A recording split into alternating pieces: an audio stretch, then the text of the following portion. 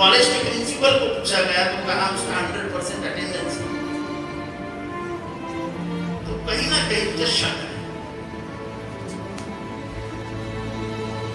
कि ये एलईटी को ऑपरेटर बताएंगे। एलईटी की ऑपरेटर है और घर में बैठी, कभी बाहर भी नहीं गई। उसका एक बॉयफ्रेंड हुआ करता था, जो अभी सच्चाई है बता देता हूँ। उसके साथ कभी कभी 1-2 दिन के लिए जाती थी, तो उसके माँ ने भी मुझे बताया। और फिर एक अचानक एक दिन उसका बॉयफ्रेंड उसको लेके गया नासिक में से उसने आखिरी फोन किया माँ को, और वो घबराई हुई थी कि मेरे पीछे कुछ लोग लगे हैं, और उसने फोन रख दिया। फिर जो हुआ मेरे देश और दुनिया को मालूम। लेकिन सबसे बड़ी जो शक की बात यह है कि वो रहती थी मुंब्रा, कमिश्नरेट थाना, डीजी महाराष्ट्र। उसकी जो आईबी की रिपोर्ट थी, जो रिपोर्ट आती है कि ये ऐसा है, वो ऐसा है, वो ऐसा है, वो गुजरात को भेजी गई थी। अगर थाना के आईबी को पता चलता, थाना आईबी अगर पुलिस थाना कमिश्नर को बताते तो थाना पुलिस उसको अरेस्ट कर देती।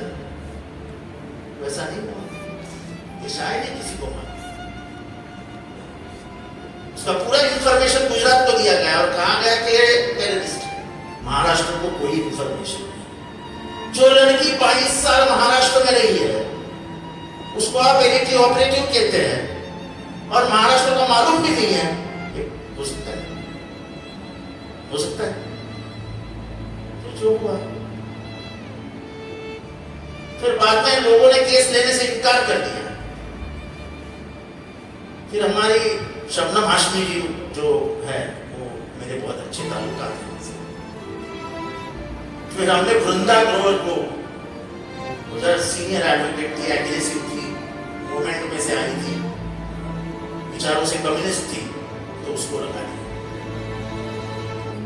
बाद में जो हुआ ये खुलकर बताने की बात नहीं है, लेकिन हम पहुंच गए थे और 2014 केस खत्म, आगे मैंने छोड़ सी। तो ये मैं हमेशा कहता हूं कि मुसलमानों की बात जब हिंदू उठाता है, लड़ता है, तो उसको एक ज्यादा, मुझे हमारे मुसलमान दोस्त भी देखते हैं, वो गिरता है, छोड़ देना है, ऐसा नहीं होता। जब तक आप अत्याचारों के खिलाफ बात नहीं करोगे, अत्याचार